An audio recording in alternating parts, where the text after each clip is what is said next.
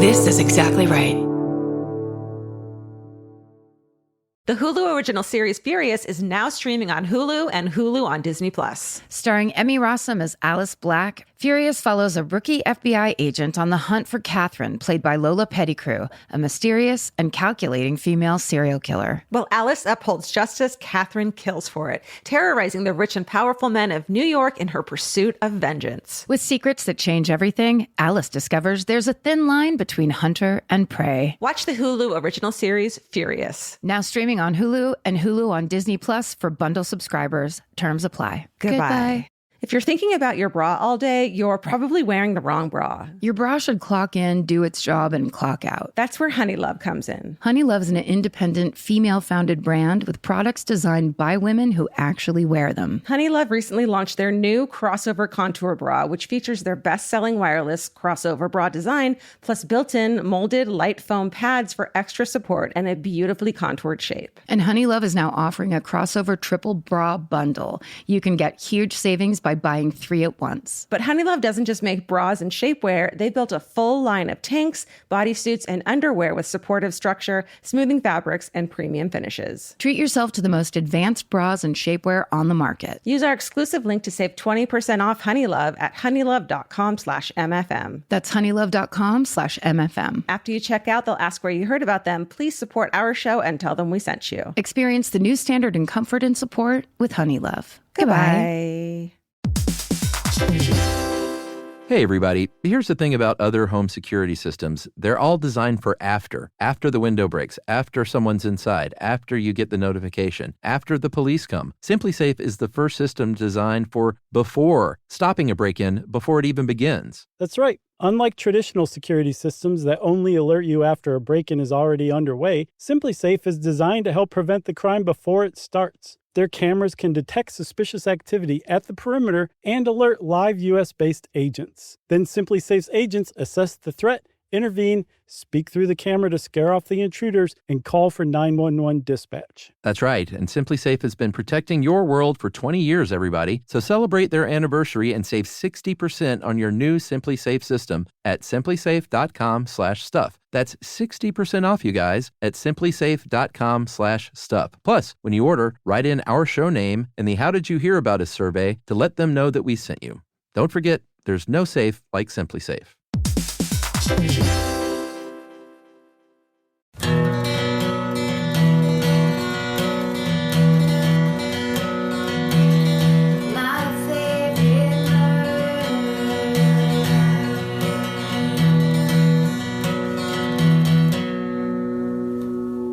Hello. And welcome To My Favorite Murder. That's Georgia Hardstark. That's Karen Kilgariff. Here we are in the studio. In the same damn room together. God, it feels good. We're filming this for real this time. Yeah. No one's acting weird. Everyone's being super, super normal and natural. So normal and natural. I feel like so at home. Sitting up straight. Sitting up and using gestures and being on camera. We're surrounded by some Murderino art, which I fucking am so happy for. So great. Yes. Aaron Brown went through boxes and boxes of things that were in our storage unit. Yeah. And found all of the treasures that we have been keeping over the years. Yeah. This is like vintage MFM listener art. Yeah. And people live show people that were like, I embroidered this. I made my grandmother embroider this. I did whatever. Right. Here's my insane, incredible talent that I do on the side. I got it for you. That I made you a present of. Yeah. So send yours in too, because we want to start putting the shit on the wall. You can see the videos on Instagram and TikTok probably of what we're going to do. Yeah. Oh, we have big plans. So many plans. And schemes. How are you separately in your personal life? Oh, separate from off camera. Oh, yeah. Can I sit for real? How am I? I am okay. I shushed a girl at a coffee shop. Don't know where that came from. I guess that's the new me. Reenact what was happening. Okay, it's this darling little new coffee shop in my neighborhood. It's so pretty. I get my matcha latte because that's the thing. Got to get those adaptogens. Take a seat to like do some work. And there's like a bunch of people, not a ton, but like tables are taken in this little courtyard. people chatting, people working. And then I know everything about her. This real estate agent who knows a lot about FICO scores. I know this because she was talking so loud on her phone that I know everyone's fucking business that she's working with. Yes. And it was so irritating. I put on my headphones and put on music. And you could still hear her. No. So I just waved at her and I was Janet. I was my mom. I fucking said, shh, you're really loud with a smile on, but I mouthed that. And she did the real estate smile and wave and stopped talking on her phone. Did she stop? Mm-hmm. I mean, I think that was a totally appropriate response and obviously effective. Yeah, like if she were talking to her friend who was there that loud, I wouldn't care because that's what you do. Yes. But don't take your fucking phone calls at a public place. That's like, not even take, make. She was making them. And then kind of like, it was a performative phone call. Right. Time. And it was personal. Yeah, that's not Is good. that okay? I shushed a girl and I liked it. That's what I keep saying. Well, also to make that decision, it's bothering you, so it's building up. Yeah. So then it feels like a really big deal. But what you actually did was very polite. I smiled the whole time. I did it friendly. But it's also basically saying, hey, because sometimes when you're on the phone, I do it a lot, where like I'm in my car on the phone and then I just walk into probably TJ Maxx on the phone. And you don't make the adjustment because you have the people in your ears. So you think you're being quiet and you are absolutely not being quiet. So she needed that help. Yeah. I don't know. It felt good in the moment. Did it? It felt like what an older, like a grown-up, like this is grown-up Georgia would do. Right. Instead of just seething and sitting there seething. Or just snapping. Right. I would never snap. No. I'm so polite. I would never. Throwing your matcha right into her face and saying, now sell houses. It was an iced matcha, so it'd just be like double weird. Just be kind of uncomfortable. Just sticky. Just odd. What's up with you? God, I honestly don't know. There's a lot of going home after work and watching the same show, going to sleep, waking up at the same time. Here's what's up with me. What life is. It's kind of life, but I need to be sprinkling in other things, like even going to a cafe. Yeah. But I will tell you this, and I've done this now over 5 times. After I eat dinner and I'm watching some TV, I'm like, you know what? I want watching some TV. TV. Bring that up. Not TV. I think to myself, I'd like some frozen yogurt, and I'm going to have it delivered to my house. And then I pick it, and it's so expensive. I know. It's idiotic. I should just get in my car and go spend $5 or $7 instead of $19 $30 or $30. Ridiculous. It's fucking crazy. But what I do is then go to sleep. And then at 1:30 in the morning, open my front door and get melted frozen yogurt and throw it away. Still do it, and then you fall asleep. Then I fall asleep. And then you throw it. You can refreeze that shit, right? I don't want to. It's skunked. Yeah. Skunked frozen yogurt. But I've done it enough times where the last time I did it, I was like, you're not allowed to do this anymore. What's your order? What's your go-to? Chocolate. Even if they have Dutch chocolate, like a dark chocolate frozen yogurt with peanut butter frozen yogurt. Ooh, yeah. So this is a Menchie's special. Yeah. And then Reese's peanut butter cups on the top. Fucking perfect. So it's like a true treat that I'm like, I want it and I deserve it. And then here we are at 1:30. Throw in some of those fucking animal cookies, the pink and white animal cookies. Oh. I think they have them. I bet they do. Fucking gourmet. That's a great idea. And then let it melt and then don't eat it. And then go outside at 2 a.m. That sucks. It's disappointing, but then after the 3rd time I did it, I'm like, this is your problem. And you're like... That's a pattern. It's a real problem.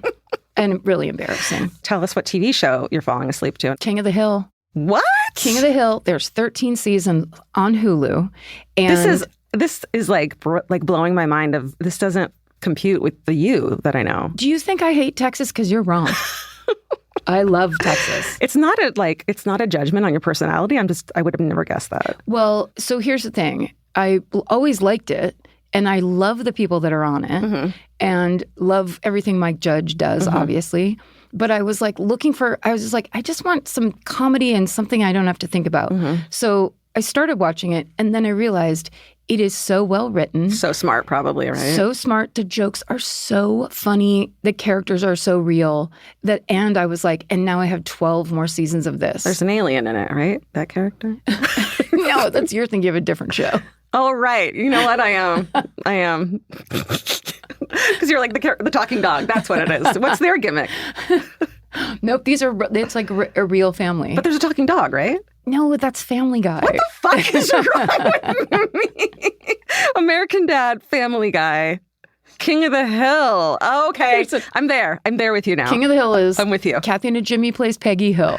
Yeah. Pamela Adlon plays Bobby, the son. Yes. Toby Huss plays every other character. Okay, I'm here with you now. It's so good. I've arrived. Sorry, there's a little rosé in this coffee mug. Do what you got to do. Totally honest with you. Do what you got to do to get through this video. This Exactly Right Media coffee mug.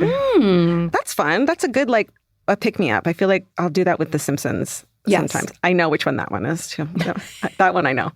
The one with the cat that has special powers. The one with it's an alien, but it eats cats. That one. Yes. You know? Yeah, a classic. I just finished listening to a book called The Women by Kristen Hanna, and it's about this woman who goes to the Vietnam War as a nurse. But the whole book is really about the women who were in Vietnam in different capacities and are never acknowledged. And this one woman's journey through being a sheltered girl in a suburban town as a nurse, going to fucking Vietnam. Yeah. And then coming home and what that was like. And that part really opened my eyes in a way that I'm ready to have a conversation with my mom and stepdad in a way that I haven't had before. About what happened during that time? Yeah. Yeah. There's a lot of stuff I didn't understand. And, my stepdad was in Vietnam and I have questions. I kind of understand their trauma a little more now. Yeah.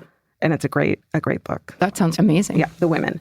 All right. Should we do a little business? Yeah. So we have a podcast network. It's called Exactly Right Media. Here are some highlights. This week over on Buried Bones, Kate and Paul head to an English bog in 1983, where the discovery of human remains leads experts to consider how the environment may have played a role in the clay. Don't worry, you're just on camera. The clays. We need to have bloopers, right? Absolutely. Eventually, once. Because that one was so hilarious. So good. I said the clays for Christ's sake, where the discovery of human remains leads experts to consider how the environment could have played a role in that case. If you're into bogs, I covered the Lindau woman in episode 294 of this very show on September 30th of 2021. I feel like our listeners can't get enough of bogs. They're mysterious, and they also preserve bodies. Fascinating. I want to listen to this. Writer and producer Molly McNearney joins Bridger on I Said No Gifts this week. Don't miss your chance to get tickets to his live show in Brooklyn on October 13th. It's going to be so much fun. If you're not a New Yorker, you can live stream it. My God, technology. Check at I Said No Gifts on Instagram for tickets and guest information. And then over on Do You Need a Ride? Hey. Chris and I hit the drive-thru with actor-comedian John Milheiser. Nice. And we want to thank everyone who pre-ordered the Go Fuck Yourself mugs last week. We're so excited about them. This week, the MFM merch store is all stocked up with a true classic. You can find the Here's the Thing, Fuck Everyone, like Karen's koozie. We have sweatshirts and the Vanishing Ink mugs, which I think is one of our most popular items that we've had, where you put hot coffee in it and it says Fuck Everyone. Yes. It's perfect. Right. Yeah. That's one where you have to really watch it at work. Be careful. Lastly, this is a reminder for listeners who like to shop. We have promo codes for all of our advertisers available online on our website, so you will never miss them. You just go to myfavoritemurder.com/promos. If you're thinking of getting what? Piece Quince. Of furniture from Article. I just used ours for Quince. Did you? Yes. I use ours. Why not, right? Yeah. Get in there. Yeah, so the codes are there, like the ones we say really fast in the ads that you fast forward through. You can now go to myfavoritemurder.com and find them. Yeah. Let them know we sent you. The Hulu original series Furious is now streaming on Hulu and Hulu on Disney+. From Liz Merriweather, the Emmy-nominated executive producer of Dying for Sex and The Dropout, comes a gripping psychological thriller. Starring Emmy Rossum, Furious follows Alice Black, a rookie FBI agent on the hunt for Catherine, a mysterious and calculating female serial killer. It's Alice's first case on the job, and she's already bitten off more than she can chew. While Alice believes justice is achieved through law enforcement, Catherine has lost all faith in the legal system. She's taken it upon herself to terrorize the rich and powerful men of New York in her pursuit of vengeance. As Alice and Catherine's twisted game of cat and mouse unfolds, the lines between good and evil and right and wrong begin to blur. With shocking crimes, tangled relationships, and secrets that change everything, Alice discovers there's a thin line between hunter and prey. Watch the Hulu original series, Furious. Now streaming on Hulu and Hulu on Disney Plus for bundle subscribers. Terms apply. Goodbye. Some flavors will always make you smile. And with Kachava's new cinnamon French toast flavor, you can enjoy the taste of your favorite childhood breakfast without the sugar crash. Kachava is an all-in-one nutrition shake that comes in so many delicious flavors, including the brand new cinnamon French toast. It's made with real cinnamon bark for the richest, deepest, most authentic flavor. And just 2 scoops provide complete nutrition your body craves with protein, fiber, greens, and so much more. Kachava provides clean nutrition to fuel wherever your day takes you. No fillers, no nonsense. Okay, the Exactly Right Media office has all become obsessed with Kachava because they keep sending us these amazing boxes of all the flavors, and everyone kind of fights over it now. So we got this new flavor in, and I mean, there was like a line to try it. It's pretty great. We're real believers in the whole Kachava line, so treat yourself to a childhood favorite. Go to Kachava.com and use code MFM for 15% off your first order. That's Kachava, Kachava.com, code MFM. Go to Kachava.com and use code MFM for 15% off your first order. Goodbye. Bye. There's always a point in the day when your feet decide they've had enough. Especially if you've been running errands, traveling, or my favorite, just standing around. And that's where Reef comes in. Reef has been known for comfort since the 1980s. While many people think of their sandals first, they now make comfortable everyday shoes as well. Like Women's Neptune, a lightweight, everyday slip-on shoe with a crush-back heel so you can wear it traditionally or step on the heel and wear it like a slide. It's lightweight and breathable, which makes a noticeable difference if you're on your feet for long stretches. You know, we got some of these shoes. I know, they're so cute. They're super cute, but they are really lightweight. You don't think about that. Sometimes when I'm wearing like this heavy running shoes, they weigh your feet down. And these Reef ones are like super kicky and comfortable. Check out the Neptune on reef.com. That's REEF, and redeem 15% off your first purchase. Goodbye. Goodbye. I'm first. Yeah. Everyone breathe. Mm-hmm. Okay.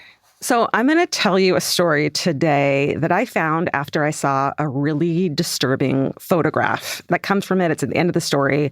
And then I found the story, and it's wild. So it's one of many stories that are described as New York's crime of the century, you know, and it takes place in the 20s. So it's just classic. It's also the story that the 1940s noir film Double Indemnity is based on. Yes. You know that one? Oh, yeah. Okay. So this is the story of the murder of Albert Snyder. Okay. I didn't realize that movie was based in a true story. It's true. They probably say it at the beginning, and I just don't remember. But I did go through like a noir movie, black and white movie.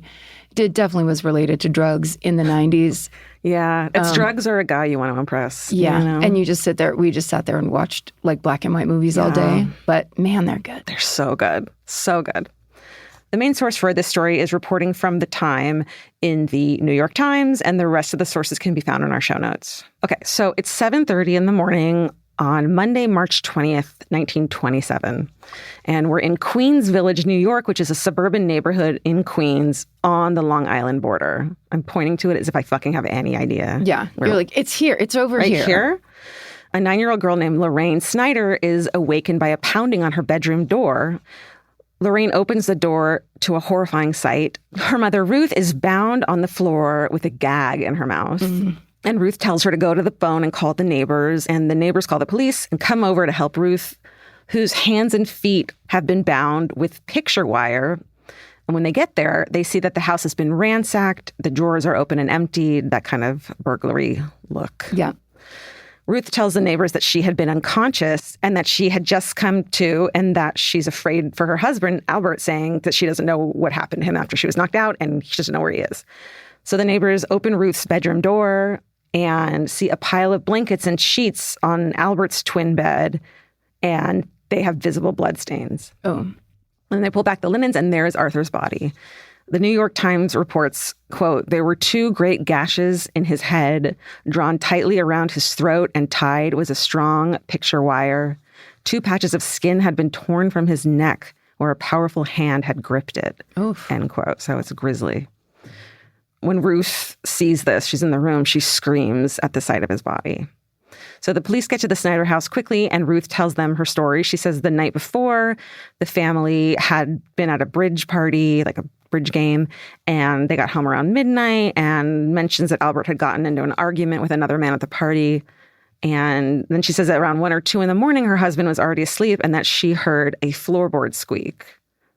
And going outside to investigate, she saw one man and heard another. She says one of the men grabbed her by the throat and hit her over the head, and that's the last thing she remembers. And Ruth describes both her attackers. I'm not sure if she saw them both, but she describes them as, quote, 2 giant Italians. That's racist. Yeah, which is just like... How dare you? It is. It's like a pattern of... Let's blame someone. Let's blame somebody. Let's blame the immigrants. Right. Here we go. Sure. The police, to their credit, immediately think Ruth's story is fishy. A doctor comes to the house, can't find any kind of injury on Ruth's head that would account for her being unconscious for several hours. Like, that'd be a hard hit, right? Yeah, you'd think you get a little lump. Yeah, right. And then when police searched the house with Ruth's help, they discovered that Albert's wallet with $110 inside is missing. In today's money... $110. This is the 30s, you said? 27. 27? Oh, that's going to be $500? This is how much money he has in his wallet. $3,500. What? Yeah, $110 will get you $3,500 of whatever the fuck you want today. Isn't that crazy? What's he doing? What does he need that kind of cash for? Well, you don't have credit cards probably back then, right? Oh, that's right. Do and they? the bank's No. always closed. Right. So some of Ruth's jewelry is also missing. But very shortly after that, the police find the jewelry underneath Ruth's mattress. So Ruth tells the police that she forgot she put them in there. She forgot she put the stolen jewelry under her mattress. Oh, it hadn't been stolen. She had put it there like the day before or whatever. Right. Which is like, you know how you do. But it would seem that she would point out it was stolen and then they would find it and then she'd be like, oh, that's right. Yes. I'm lying. Essentially, yes.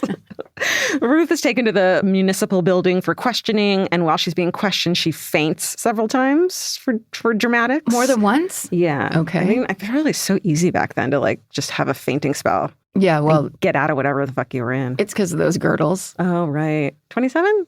Or it's because you're faking it. I mean, combo. Yeah. Easy to fake it when you're girdled up. Jesus. It takes a few hours, but eventually the truth begins to come out. Ruth begins to talk about the trouble in her marriage with Albert, who was 11 years older than her at 43, which at the time is like ancient. Yeah, right? because everyone died when they were 52. Exactly. She said, quote, he was just the opposite of what I am. I am young and I like to go out to parties and I have a good time and dance. He liked to stick around the house, end quote. Then why'd you marry him, Exactly. Ruth? Yeah. That's on you. Right. While police are searching the house, they find Ruth's checkbook. And in there, there's a record of a check made out to a man named Judd Gray. So back at the building where Ruth is being questioned, police ask her casually, what about Judd Gray?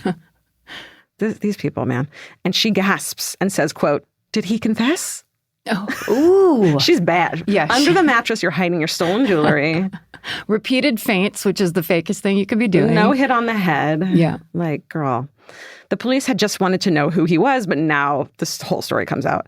In short order, Ruth admits that she had been carrying on an affair with Judd. He was a married corset salesman from New Jersey. Hey. Sounds sexy, right? Oh, wait. Oh, my God. I'm like, they don't do corsets anymore. Anyways, this person in the story that I've definitely read before. It's because I use the less sexy Girdle. version, girdle. Girdle. That's what my grandma used to call it. Yeah. So she had been having an affair with him, and she's like, he planned and carried out the whole thing. It's all on him. Sure. So she tells him where to find him and in his hotel, and they bring him in, and he quickly turns on Ruth after hearing that she has confessed and blamed him, of course, points the finger back at her, and he basically tells the same story about the affair and the murder, but this time saying she was the mastermind of the whole thing. Oh. So it's like a real quick switcheroo. That's how you know it's true love. When you turn on each both just accuse each other of everything. Drop of a hat. Oh my God. Ma'am, this is a Burger King. My husband did it. He did it. It's all Judd's fault. So Ruth had met her 11-year-old husband, Albert, when she was 19. He was an art editor at your favorite magazine, your favorite publication. Harper's Bazaar. Motor Boating Magazine. But not what you think. Not that. Oh, you dirty. Oh, well, what? It's not my fault. I didn't make it up. Not that kind. You dirty. You dirty bird. It says, Allie put in here in parentheses, a respectable publication about motorboats. She knew before I did what you're like. I was set up. I was framed. And she was a secretary at Cosmopolitan. Both magazines were Hearst Publications, so they worked in the same building. They met, they married. After about a decade of marriage, Ruth was restless. She went by the nickname Gay Tommy because she was known for her love of nightlife and parties. Gay Tommy. Sure. Hey, it's Gay Tommy. Yeah. It's like party girl Ruth, but I guess it was more, it was more like, I don't know, slangy back then. Tommy, yeah. And Albert, as we said, likes to stay home. He's an older dude. I get it. Sure. It's exhausting. I mean, absolutely. But as a person who doesn't leave home. Yeah. In 1925, 2 years before the murder, Ruth had been at a restaurant in Manhattan when a friend introduced her to a man named Judd. As I said, he was a corset salesman. And it sounds salacious and sexy, but he was just kind of a pretty normal, quiet guy. He has a family in the New Jersey suburbs. And at the time they meet, Ruth is 30, Judd is 32. So they have more in common, I guess. Regardless, he and Ruth have an immediate attraction, and one thing leads to another. They begin an affair. They meet regularly at the Waldorf Astoria. Classy. So classy. And the hotel staff sees them so frequently that they know their pet names for each other. Oh. Ruth calls Judd Bud. Great. So yeah, good. And Judd calls Ruth, okay, ready for this one? Momsy. Oh. Momsy. Okay. I'm sure it means something else, but it sounds very... M-O-M? Mom, S-I-E. Momsy. Wow. Okay. So by 1927, the affair has been going on for 2 years, and Ruth and Judd hatched the fucking classic plan to kill Albert and get some life insurance money. Ruth takes out a policy worth $48,000, forges Albert's signature on it. And this is the dumbest fucking thing. And I hope this has stopped. The policy has a double indemnity clause. There you go. So it would pay out double if Albert were killed in a violent act. Oh. It's like they're asking for it, for you to kill your husband. Alejandro, do you mind looking up to see if double indemnity clauses are now illegal or something? Because that is insane. No. I thought double indemnity was like if you're accused of something and you get off. That's Double Jeopardy. Double Jeopardy, which is also a great movie with Ashley Judd and Morgan Freeman, right? Is that the one where she gets trapped in the mausoleum it's in New Orleans? I think no. Yes, maybe. I don't know. Ashley Judd's been through some stuff in movies. She's so good. It looks like they're still legal. But not that. I bet a double indemnity is a lot of different things, but that specific one, don't you think? Maybe. Yeah, because it's like accidental death. Yeah. Okay. So on the night of March 19th, while the Snyders, they're at the bridge game, Judd sneaks into the house. This is the night of the murder. The family comes back. Albert goes to bed, and Judd attacks him with a 4-pound weight from a sash window, which is an old-timey thing that holds down a window. Yeah. Sash. Judd hits Albert on the head with the weight, but the blow barely stuns Albert, and he begins to fight for his life. I know. It's awful.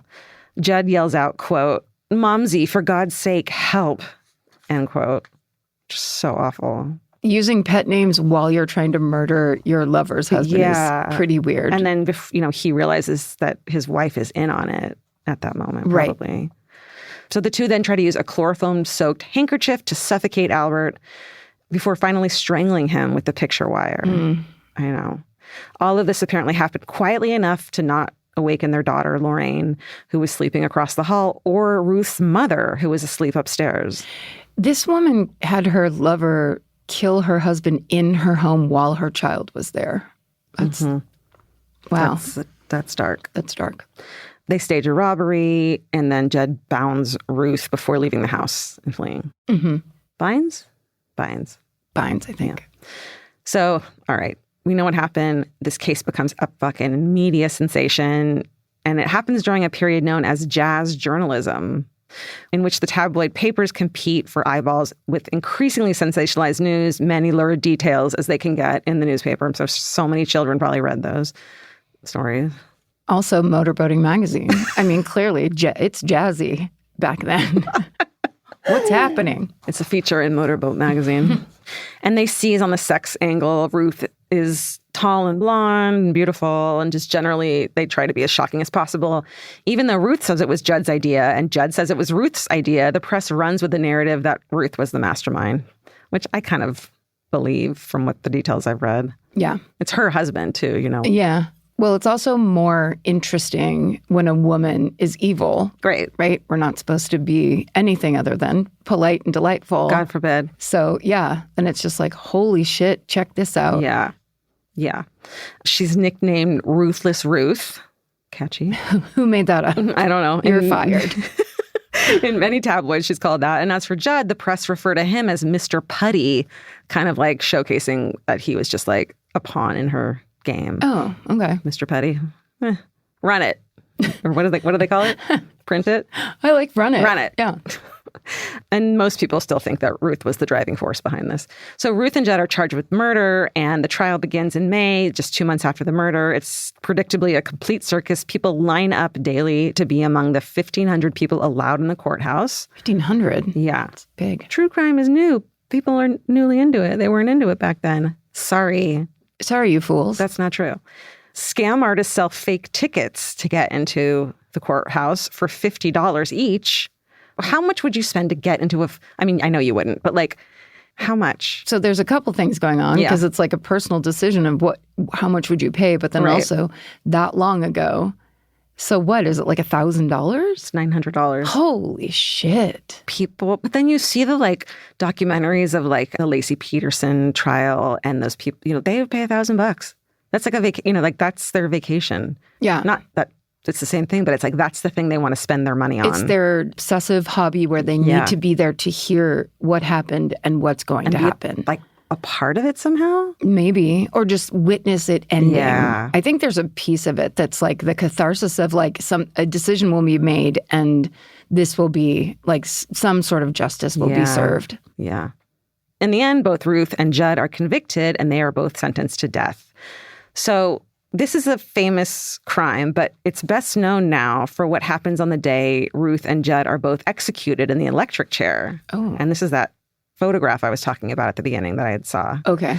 So they're both executed electric chair at Sing Sing prison. It's January 12th, 1928, almost a year after the murder. It's really quick. Ruth's execution is scheduled for 10 minutes before Judd's. And so the press are invited to attend. It is, however, forbidden to take any photographs. But again, this is the jazz journalism age, and New York City's tabloids aren't really known for their ethics or decency. Mm-hmm. A reporter from the New York Daily News named Tom Howard manages to sneak in an elaborate miniature camera in 1928 with a small exposure plate strapped to his ankle. The camera is hooked up to a cord that goes up his pant legs.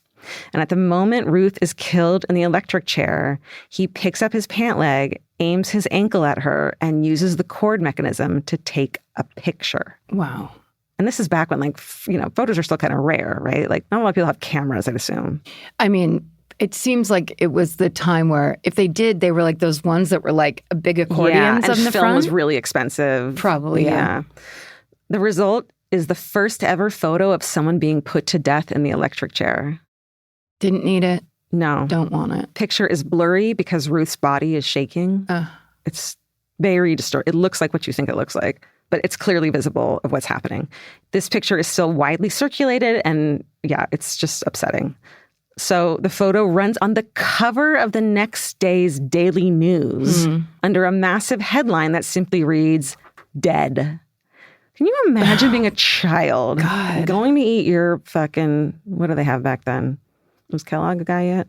Yeah, I think they were around for a long time. And that's like on the cover. That child was also working at the newsstand. Imagine waking up and getting ready to go to your job at a cigar factory where you're going to work for 12 hours for pennies. Smoking along the way as you walk down the street. Right. And then so this is nothing to you. You can't read the headline, but you sure can understand what that picture is. And it means nothing to you because you've seen the worst of the worst. Yeah.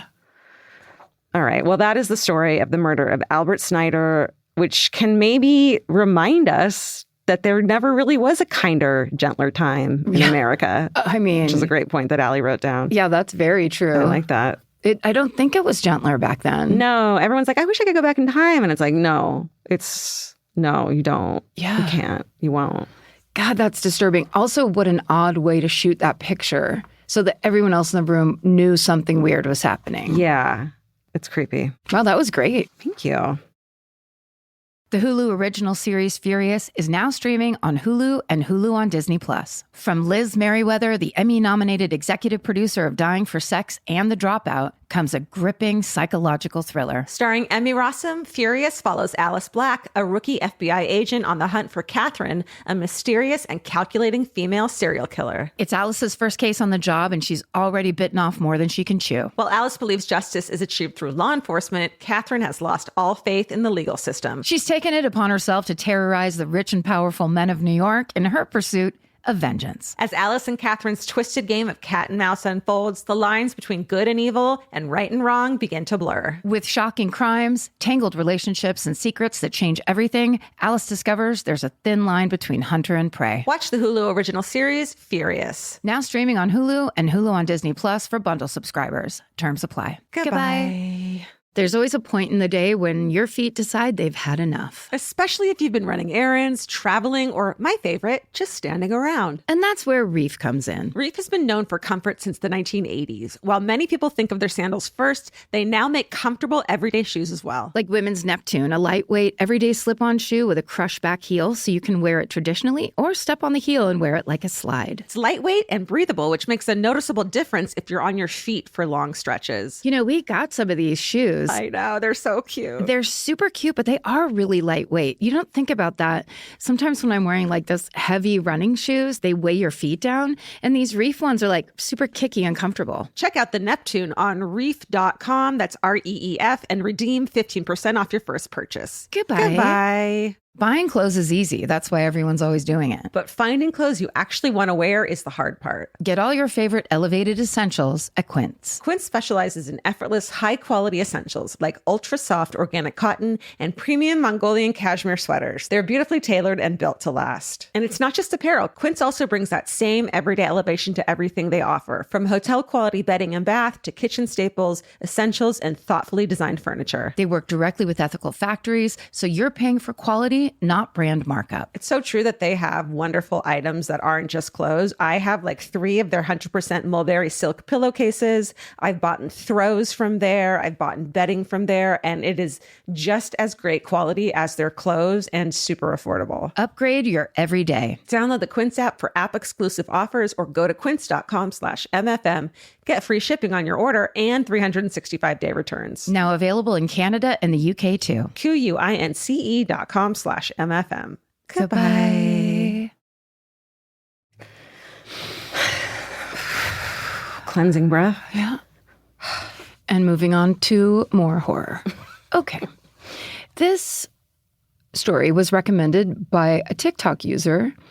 Their handle is @MattActorGordon. Mm-hmm. And they basically tagged me on that TikTok and wrote, Karen Kilgariff would love doing a deep dive on this. Cool. It's so great when actors know you that well. Who is he? Is he like an actor? Well, I guess if you're putting that on your fucking Maybe his middle name's just actor. It was his mother's maiden name or something. We don't know anything about Matt Gordon. We do now. But he's a part of this. He's made himself a part of it. Now a part of my favorite murder lore.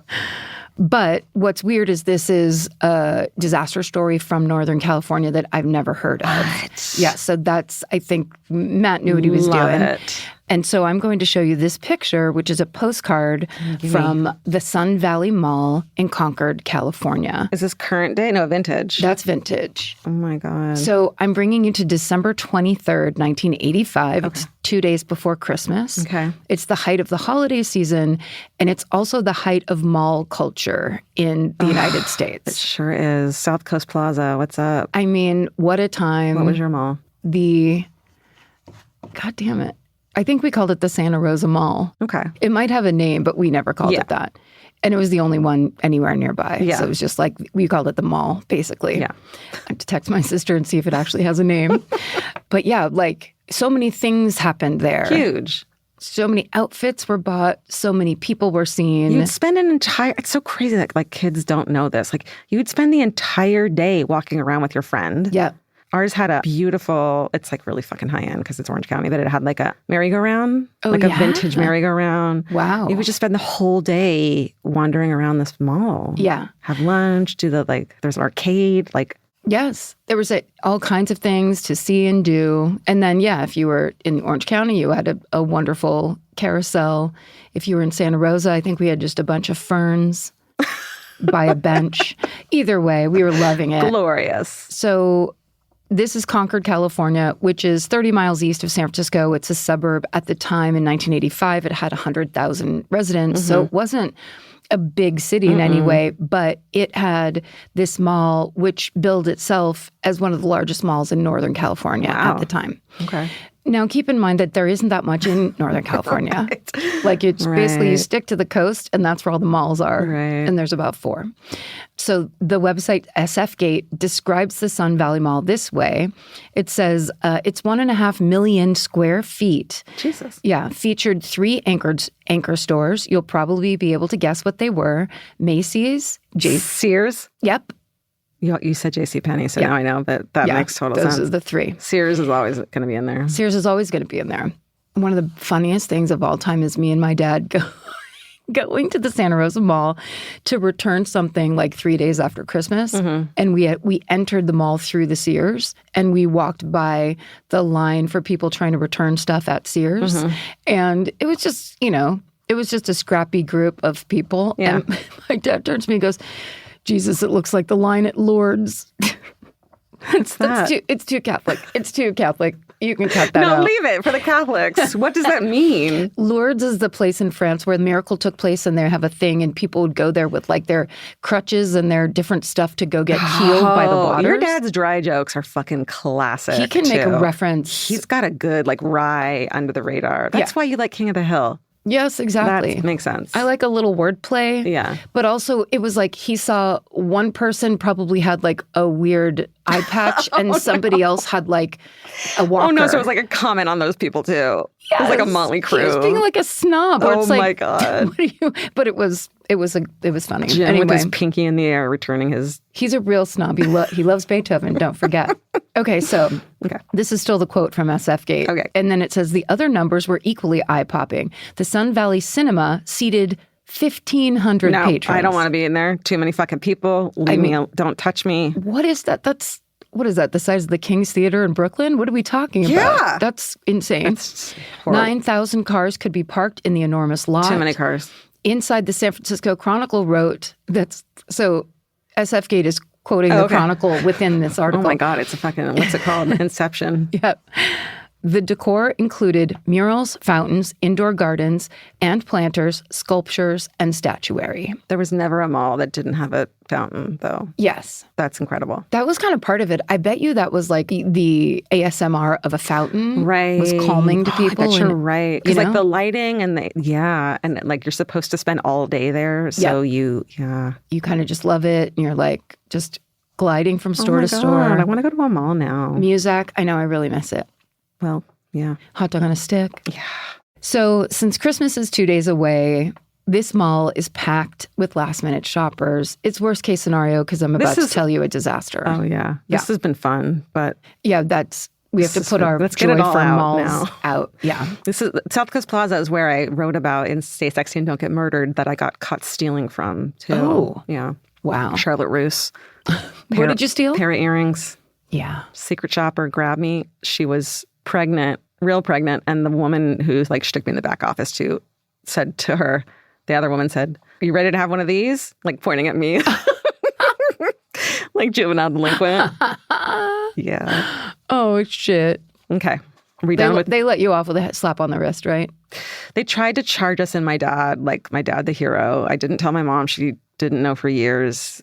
Like wrote them a letter about how I legitimately had some fucking mental health issues, and that was the problem. Oh. I'm wearing a necklace that says depression right now, so I don't feel weird saying that, but yeah, my dad saved the day. Wow. Any last tidbits about the mall you want to get out before we get into this? No, I think I'm already into what I know is coming. Okay, I don't yet. Let's do it. Yeah. So the mall is packed with last-minute shoppers. Okay. It's 8:35 p.m. thousands of people are hurrying between stores, bags in tow. Christmas music is playing It's overhead. 2 days before, not after. Correct. Got it. 2 days before. And of course, Santa's there. There's a North Pole scene set up in the main corridor outside of 2 department stores, Macy's and a store called Emporium Capwell, which was like one of our main stores. Really? Up north. I wonder if it just never got anywhere No. else. What was it? My mom called it the Big E because on the outside there was a huge neon E. And it was basically a different version of Macy's. Oh, okay. Just a department store. Okay. No, I never heard of it. So basically, there's a bunch of families down in this area. Young children are waiting in line to tell Santa what they want for Christmas. And there's also Sesame Street characters, Big Bird and Cookie Monster, that are down there entertaining kids and doing skits and taking pictures. Why are they there? Because it's Christmas and it's like, come to the mall and do your shopping and have a moment. And then there's a loud buzzing sound overhead, followed by a huge boom. And right there, above Santa's workshop, there is a huge explosion. In the blink of an eye, this idyllic holiday evening transforms into a full-fledged nightmare. This is the beginning of the deadly 1985 SunValley Mall disaster. How have we not heard of this? Right? It sounds Crazy. like fucking Die Hard. Like that's crazy. Okay, so Tell me everything. main sources for this are several articles from the Oakland Tribune and the San Francisco Examiner, archives. Also, SFGate is always in the mix. Oh, for sure. You can find the full list of sources in our show notes. So an explosion goes off, right? And according to one witness, people started yelling bomb because no one knew what was going on. And the explosion was so concentrated that most of the mall is completely untouched by it. It's just in there by Santa Station, kind of the worst place it could be. Absolutely. It's a very busy part of the mall. And so it's immediately mayhem. One shopper will tell the Los Angeles Times, quote, "A fireball came rolling down, exploding all the Christmas ornaments. Oh my God. I felt this tremendous shudder of the building." The 37-year-old actor playing Santa Claus will later tell the Sacramento Bee he had to rip off his burning Santa suit as fire engulfs the entire area. Imagine a child seeing that. Right? No, this is true horror show. Okay. That actor said, quote, "At first I thought the Christmas decoration lights nearby me had exploded. All kinds of things began raining down on top of me. Then when I saw the fire, I threw my stuff and took off. I mean, I really ran. Later, I found my beard and cap, but I never could find the wig." And what happened wasn't, of course, Christmas lights exploding or a bomb. A twin-engine airplane carrying 3 passengers crashed into the mall's ceiling through a skylight. Shut the fuck up. Yeah. This plane was attempting to land at the nearby Buchanan Field Airport. It's a half a mile away, Oh my. but it's the Bay Area, so there's heavy fog that night. So now the plane crashes into basically the mall roof. The tail is sticking out of the building. It explodes and then just basically rains down metal and shrapnel and all this stuff on everybody. It's Santa's workshop. So I wasn't even on purpose or targeted or anything. It just No. plane just fucking flew into the A horrible accident. worst possible place in the mall. Yeah. Oh my God. So flaming airplane parts, fuel, glass from the shattered skylight are raining down through the mall's atrium and onto the 2 floors of people below. The San Francisco Examiner describes the hellish scene where in an instant, quote, "hot metal falls on children, fire sears the clothes off of adults, and shock spreads across thousands of faces." Oy. What people report seeing in those very first moments of this disaster are truly horrific. A retail worker named Steve Caseta remembers, quote, "I looked up and there was fire coming through the roof. I guess it was the jet fuel, but it looked like it was raining fire. I ran back in there and the heat, it was like wind on my back. A little girl," this is horrible, "a little girl came running up who was on fire. We had to throw her down and throw sweaters on her to put it out." Oh my God. It's very bad. Yeah. A 14-year-old boy named Vincent Amston is standing outside of the stores near this common area waiting for his mom to finish up shopping nearby when this crash happens. Physically, Vincent seems to be mostly okay. He's far enough away from the wreckage that he isn't seriously injured, but his testimony shows how even those who are spared the gruesome injuries still have terrible, deep emotional scars. Yeah. Vincent actually hears, quote, somebody in the plane crying for help, burning on fire. Oh my God. In the plane that had crashed. In the plane. This is still Vincent's quote. He was saying, help, get me out. I'm burning. I don't want to die. And that's a 14-year-old kid just standing there at the mall. I can't even. The man stopped screaming within seconds. Oh. Vincent later tells the Oakland Tribune, quote, I just went away. I didn't want to see anymore. Disassociation is your friend. Yeah. Contra Costa County, that's where that is. Oh, yeah, we know that from All Begun in the Dark. Yeah. Yep. So county supervisor named Sonny McPeak was also shopping at the mall when that crash occurred. Mm-hmm. And they put it, quote, nobody who was there and saw the horror could forget about it. No. But as we've learned from telling these kinds of disaster stories, the same people who are caught in this nightmare immediately become helpers. Yeah. Yeah. So it is the upside of a horror. Yeah. His life is horror. Yeah. And so how do we deal with it? You help other people. A police officer named David Silstra tells reporters, quote, I would have thought there would have been more panic, but a lot of people were comforting the people who were in shock, who were injured. There was a tremendous concern for the injured, and people just swung into action immediately. Oh my God. So doctors who were at the mall. So this is incredible. You're already starting to cry. I mean, but it's that kind of It's stuff so where touching. it's like, we Yeah. have to remember these pieces of these stories. It's Totally. like things happen to people and then people help people. And people become their best selves in that moment. And Yeah. that's what humanity is. Yeah. If only we could channel some of that during less traumatic events. Yeah. And remember it. Right. Doctors who were at the mall doing some last minute holiday shopping rushed toward the scene and immediately set up a makeshift triage inside of Macy's and begin treating the wounded. They're aided by strangers, including a 19-year-old Macy's employee named Jennifer Gale, who runs from store to store to getting ice for burn victims. So she basically goes to the stores and is like, bring me to your employee refrigerator. Yeah. Give me any ice you have. Steps away, a 39-year-old contractor named William Sheehan hears a woman screaming for help. She's buried in burning debris. He manages to pull her out. He rushes her to the mall's fountain and douses her body in water and burns himself in the process. He will later learn that this woman's name is Pam Stanford, and she's 22 years old. Oh my God, baby. Meanwhile, down the mall's corridor at a restaurant called the Magic Pan, a shopper named Beverly Williams has taken it upon herself to set up a meeting post for families and friends who have been separated in the chaos. Wow. Just doing it. Yeah. Here's what I'm good at, and I'm going to do it right now. Yeah, here's what's needed. Yeah. The managers of the Magic Pan are not only helping out with also coordinating that, but they're also handing out free coffee to people as they're waiting for their loved ones. Wow. And one of those people was a 26-year-old man, and this is no relation to the detective from the O.J. Simpson case. His name was Mark Furman, but no relation. Wild. Okay. He will later tell the San Francisco Examiner, quote, I know at least 40 or 50 people who found people they were looking for right here in the restaurant. I personally notified about 30 people over the phone that their relatives were safe. Wow. Yeah. So now while the people in the mall are taking care of each other, a 28-year-old Emporium Capwell security guard named Ed Rincon rushes up a set of stairs out to the emergency exit on the mall's roof. And so now he's staring down at the tail of the burning airplane that's stuck in the roof.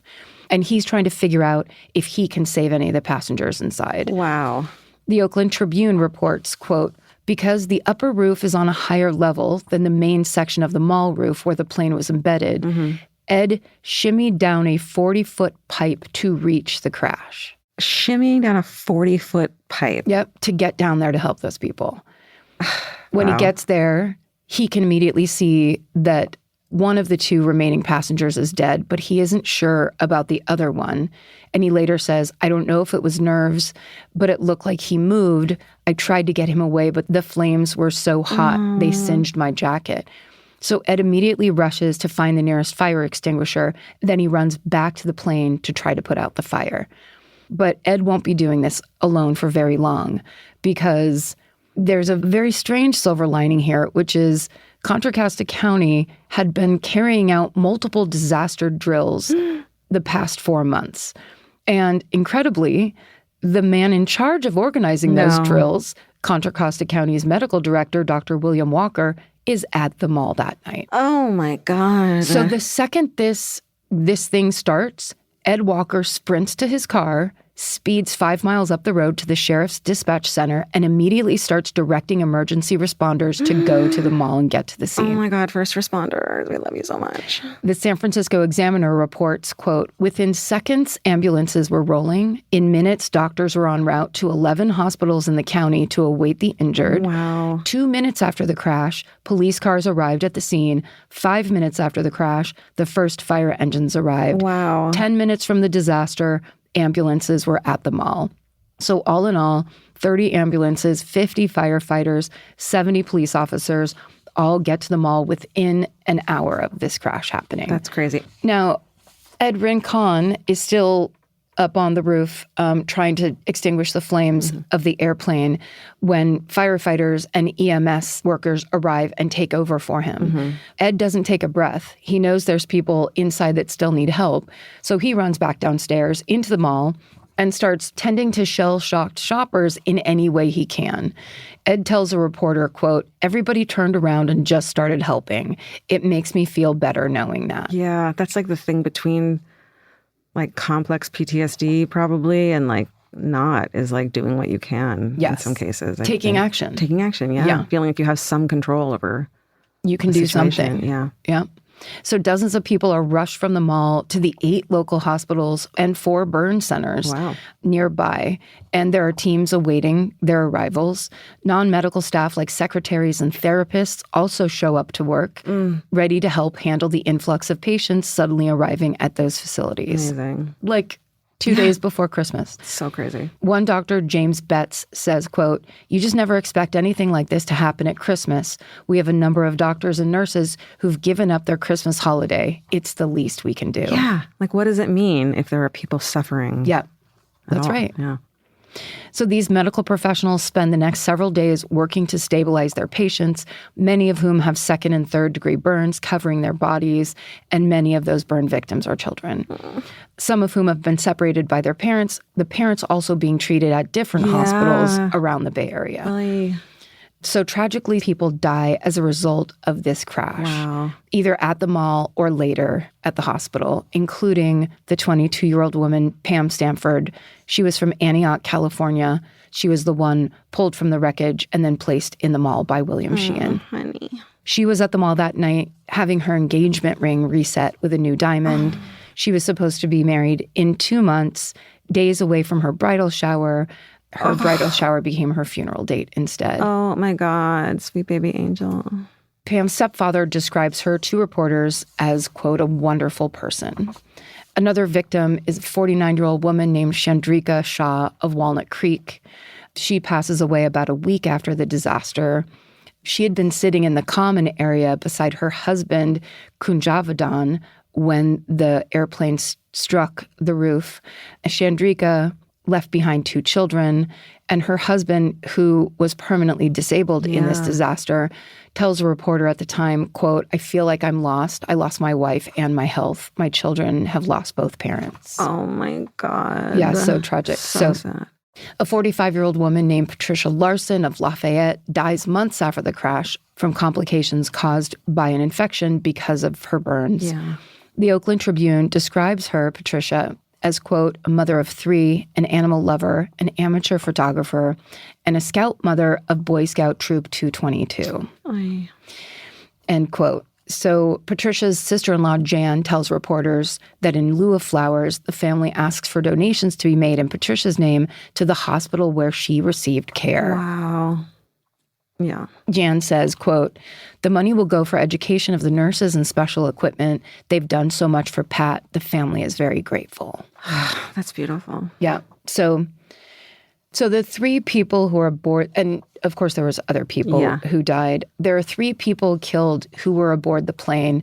The pilot was 67-year-old James Graham. He was an extremely experienced pilot. He had over 15,000 flying hours under his belt. He had a commercial license. He was a flight instructor. He actually even founded his own flight plane company. So this was not like it was a freak operator accident. error. Yeah. It's so hard because you want to blame someone. That's like the first, instinct is to blame someone, but tragic accidents happen. They do. Another passenger was 23-year-old Brian Oliver, who was a senior at San Francisco State University. He was a journalism major. He was an aviation enthusiast, and he found inspiration in everything that had to do with the Buchanan Field Airport, including James Graham, who he worked for part-time. And Brian's brother, Sean, says, quote, he loved flying. Any opportunity, he'd jump at it. Wow. The other passenger, 48-year-old John Lewis, was a financial consultant from Oakland and a father of 5. He was also interested in aviation. He'd only recently met Graham while shopping at his local drugstore, and the two were introduced by their pharmacist, Tom Brewerton, who thought they'd bond over their interest in flying. And of course, Tom later says, quote, I introduced them and they made arrangements to meet at the airport. I'm feeling strange about this. Intellectually, I know there's no way I forced John to go, but emotionally, I feel a little responsibility. Through me, he went on the ride. This is such a strange feeling. Yeah, you can't help but put those little patterns together, even though. Yeah. So alongside the casualties, around 80 people are injured in this disaster. Their road to recovery is long. Many victims face months of hospital treatment, followed by more months of rehabilitation, and they're often left with permanent disabilities and scarring. So we know many of the victims are children. One of those children is a young girl who was 10 years old at the time named Danielle Gallardo.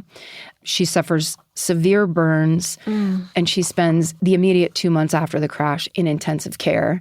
She remembers the difficulties of returning to school. She says, quote, my physical therapist talked to the class to kind of prepare them for what they were going to see, but you know how younger kids can be. Oy vey. So it's kids who are now have their own, difficulties and pain, and then they basically have to get back into the social life of children, which is like... But I love that they did that. They sent someone to talk to them because that seems so rare for back then. Yes. You know what I mean? In fact, there's a lot of that here in Contra Costa County, which is like, it's the 80s. Yeah. So they were like, get back to work, fucker. Yeah. But they handled this amazingly. So right after the crash, the Contra Costa Health Department creates the SunValley Survivors Network. To connect people with resources. The program supervisor, Manuel Velasco, explains, quote, we're trying to offer the people involved in the event a space to talk about their reactions to the accident, a chance for emotional debriefing. People experience something they never imagined in their lifetimes. Wow. By December 26th, which is the day after Christmas, the network is already holding daily group therapy sessions and offering private counseling. That's incredible. 1985. Yeah. Bay Area newspapers run information about crisis hotlines, which offer immediate help and promote a number that survivors and victims can call to access individual therapy sessions. Wow. Fortunately, there's also an understanding that there are no quick fixes here. Gail Bataille, a mental health professional also employed with the county, tells the Oakland Tribune, quote, I think it's important for people to understand the first response to something like this is shock, grief, numbness, horror. But very often in these kinds of traumatic disasters, people will experience problems down the road as well. Lack of sleep, nightmares, depression, anxiety. They need to know that it's not just the first couple of days that support will be available to them. So they're messaging publicly that there will be long-term support for this. That's it's incredible. Yeah. And there are some other bright spots in this very sad and very dark story. For example, just 2 days after the disaster, a 20-year-old waitress in Stockton, California, I keep saying California, in Stockton, named Kathy Rincon, receives a Christmas Day call from a cousin. And that cousin tells Kathy that they've just seen a photo of her half-brother, Ed, in a newspaper article about the plane crash at the SunValley Mall. Kathy hasn't seen her brother in 10 years, and she's only seen him once since the two were separated as children because of an unstable domestic situation. Oh my God. Ed ended up in the custody of a family in Richmond while Kathy was raised by an aunt in Stockton. So Kathy says, quote, I tried to get in touch, but I never could find him. I kind of slowed down and started living my own life. But when I saw him in the paper, I was so happy because he's my brother and I love him. Oh my God. So after learning Ed is employed at the mall, Kathy leaves a message with him there. And Ed, who has been searching for her, calls her back immediately. I can't. That's... He says, quote, I called her at work. I said, Kathy, it's me. It's your brother, Edward. There's a pause, and I thought she hung up. I said, Kathy, and she just started crying. Oh, my God. I can't express how happy I am. It took a newspaper to bring us together. What a Christmas. I wanted to cry. I mean... Yeah. Life is so fucking bananas. Life is really hard. Yeah. You can still visit the SunValley Mall today. It's still yours. Really? It's still there all these years later. And there's little evidence of the disaster ever happening. But traumatic memories of the event live on with the survivors and the victims. Bay Area newspapers occasionally check in with them. And in 2010, the Oakland Tribune catches up with Danielle Gallardo, the 10-year-old that we were talking about. She's in her mid-30s. When they check in, she's married, and she's the mother of 4.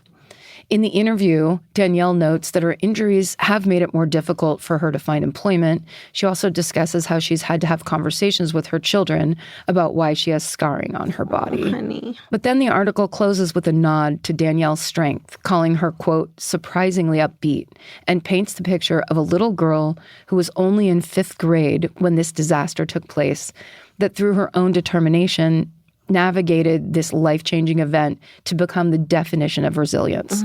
The reporter writes of Danielle, quote, the devastated 10-year-old of 25 years ago grew up to be a pretty remarkable woman. Oh, my God. And that's the story of the 1985 SunValley Mall disaster.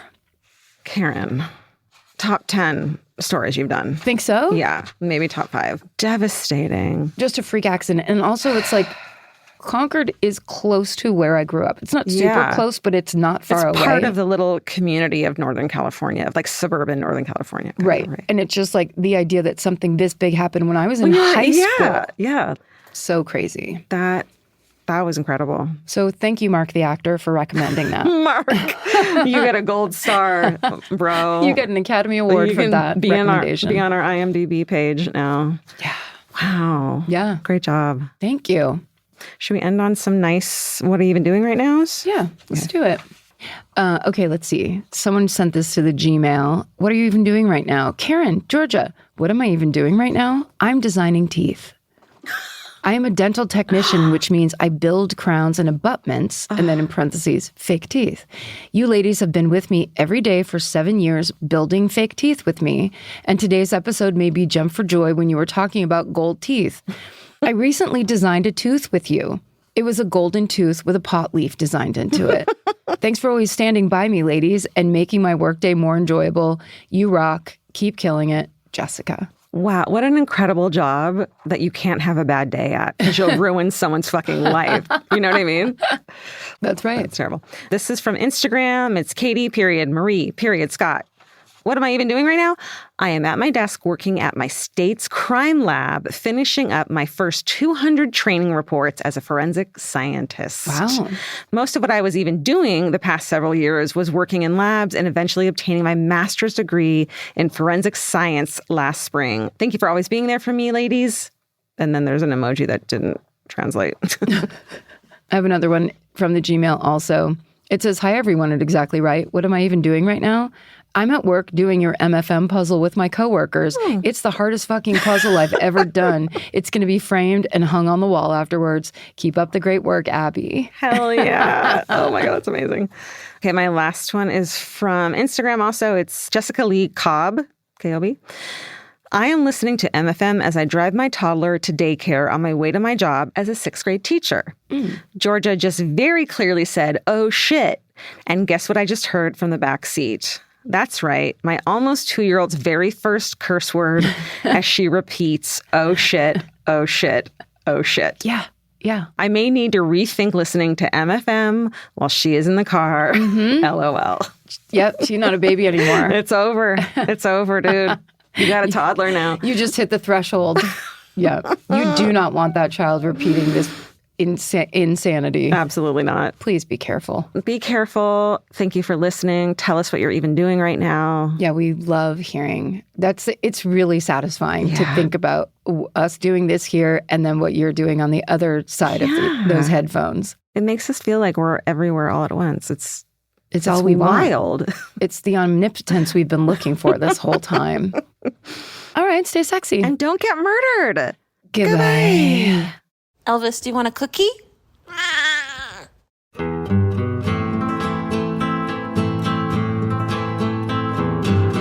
This has been an Exactly Right production. Our senior producer is Alejandra Keck. Our managing producer is Hannah Kyle Creighton. Our editor is Aristotle Acevedo. This episode was mixed by Liana Squillace. Our researchers are Maren McClashin and Allie Elkin. Email your hometowns to myfavoritemurder@gmail.com. Follow the show on Instagram and Facebook at My Favorite Murder and Twitter at My Fave Murder. Goodbye.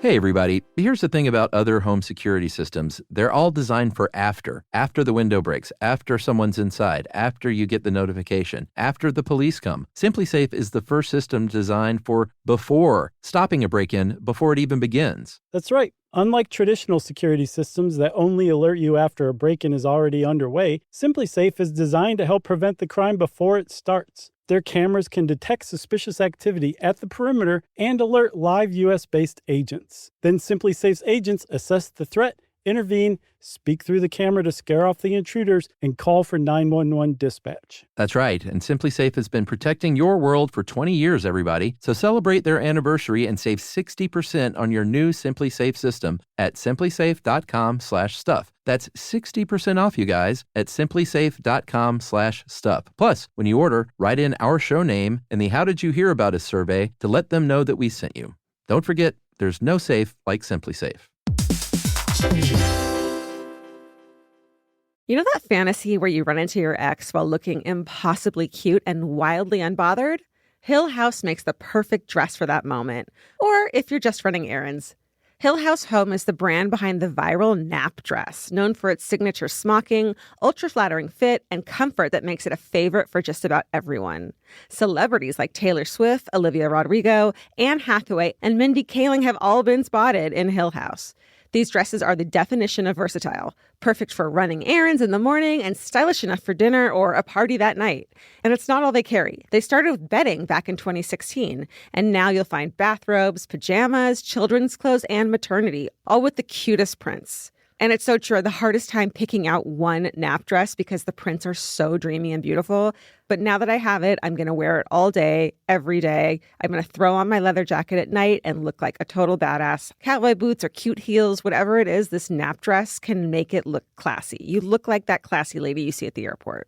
Hill House makes fun fashion that makes you feel good. Get 15% off your first order of $100 or more at hillhousehome.com with code MURDER15. That's MURDER15 for 15% off at hillhousehome.com. Goodbye. The kids are back in school. Now it's your turn to head back to the beach. During Cheap Caribbean's Back to Beach sale, save $200 site-wide on vacation packages of 4 nights or more with code 200BEACH. Trade school drop-offs for beach walks, lunch boxes for beach bars, and your daily routine for adults-only relaxation. Use code 200BEACH and get more beach for less money. Book your beach vacay today at cheapcaribbean.com. Goodbye. Bye.